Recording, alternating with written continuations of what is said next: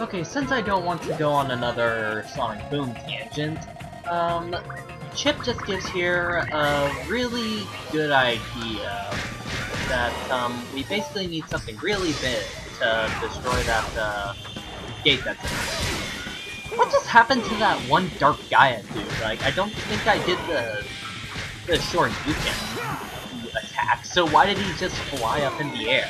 Like,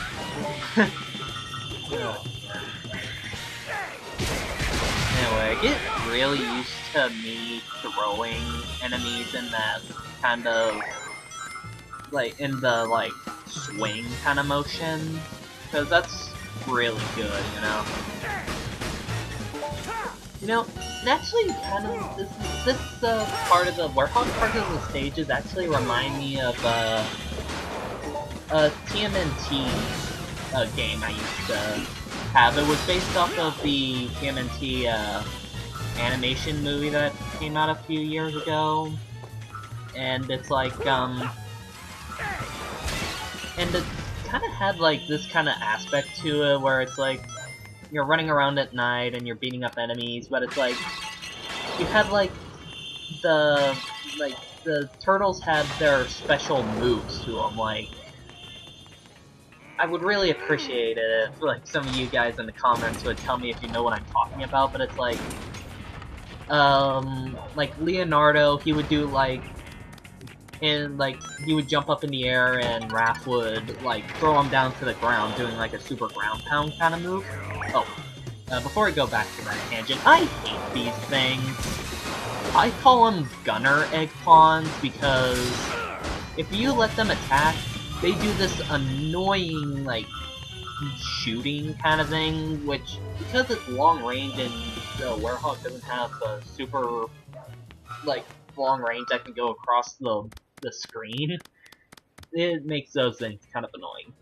Anyway, then like Donatello had like this attack where Leonardo would throw him at the ground doing a similar ground pound thing, and it would electrocute all the enemies in the area.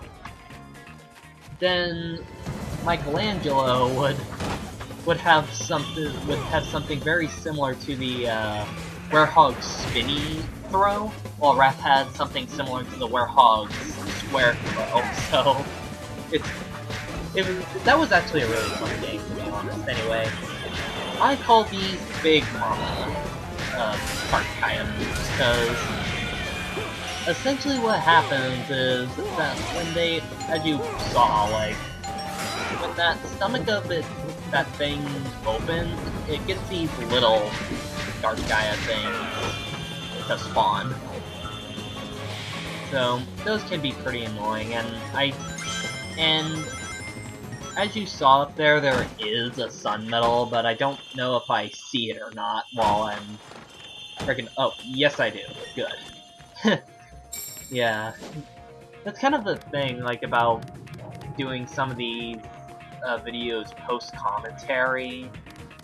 Like, not only is it kinda easier for the first go-around, since I'm kinda getting used to how to, like, edit and all that stuff, but it's, like, since I don't record in, like, I record in bulk, and I, like,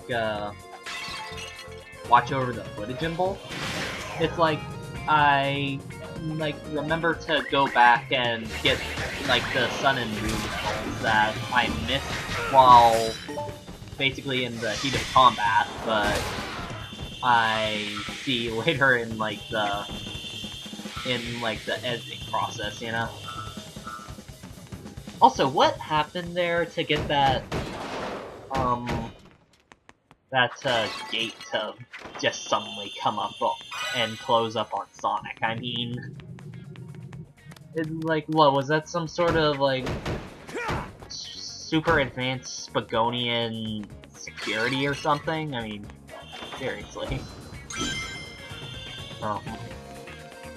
Okay, apparently that plant was clipping through the wall there. I swear, when I may be very bad at video games, like, I have very, like, I try my best, but I swear, like, half the time I have, like, some sort of weird curse where I find, like, the weirdest things in a video game, you know? Like in part 3 with the werehog clipping through the wall. Like, I swear, I find the randomest things, even when I'm just playing the video game normally. I have no idea why that happened. Anyway, very easy moon metal to get right there. Just move that block and jump up there. There it is again! There's another, like... I don't understand, like, how all that, like, happens, you know? Like, how did they manage to do that, you know? I mean, I know it's a video game, but still. Anyway, I think this guy... Nope. I think this is what happens. Like, the gunner egg pawn, but yeah, that attack right there, that's from the gunner egg pawn. Now, I think... Oh. Apparently the egg pawns have a spin attack of some kind, but like an upside down Crash Bandicoot spin, but I've never seen that before. I had no idea that you could do that. Anyway, the gunner egg pawns, when they do that shooty thing, I think you can block that, and like it's very similar to the flowers. How you can block them very easily and they don't really decrease your shield meter that much. But those things are still annoying, just because I can never see it coming, you know? Although that could just be me being a very aggressive player anyway. It's like if I had, like... I think I mentioned it, like, in an earlier part, but there's something about... Like, it's kind of the same mentality that... Ow! Yes, hit the explosive boxes!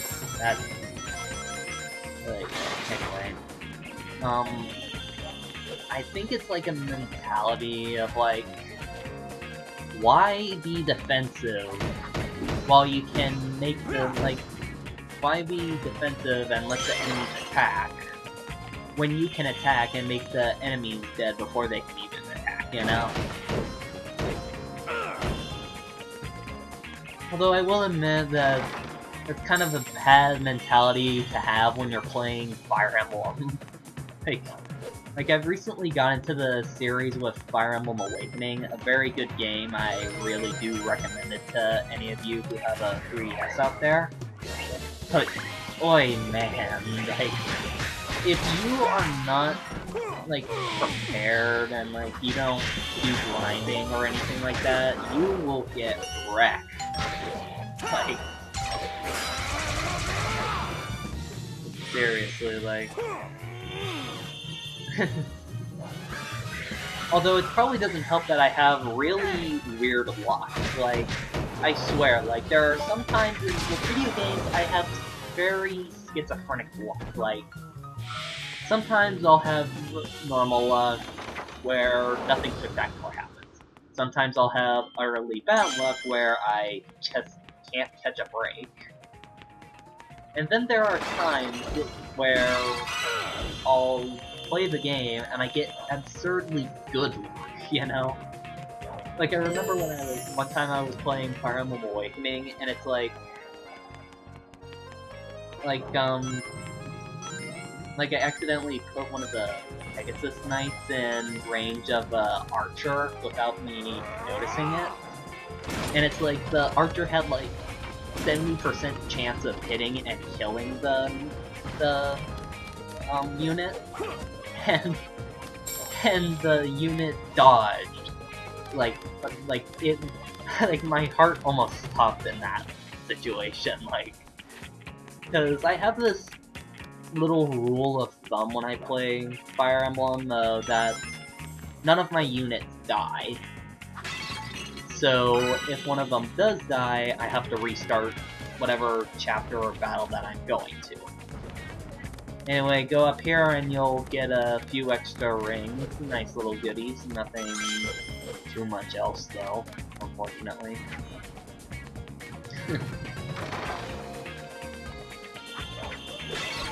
But yeah, then like, seriously, the luck factor is really a big deal in Fire Emblem. Like, you would not believe how much, like another time, like, I had an example of me having bad luck in that game is where I had a unit, like, I think it was the Mama Sword Master character.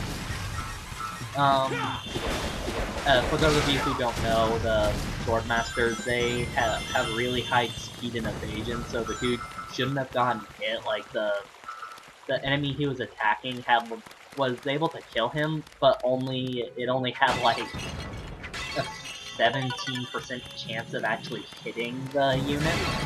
So it's like, I went in there thinking it was all fine and dandy, and then the number generator just said nope, and the unit died. I was pissed, but oh well, what can you do, right? I mean, at least it's fun, you know, I mean. Anyway, another Dark Gaia big mama here, I mean. Personally, I kinda like these enemies a little more than some of the others because they spawn the little ones to give you, like, more experience and whatnot. While they don't really do much attack, like, they have that spin attack that it did a couple seconds ago. But other than that, it doesn't really do too much, I mean. So it's like, it's essentially free experience in my opinion.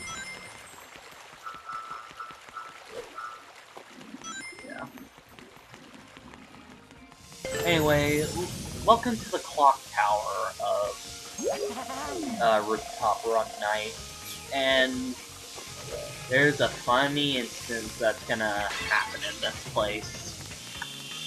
And I'll explain it when we get to it. Anyway, thank you for watching. I will see you in the next part.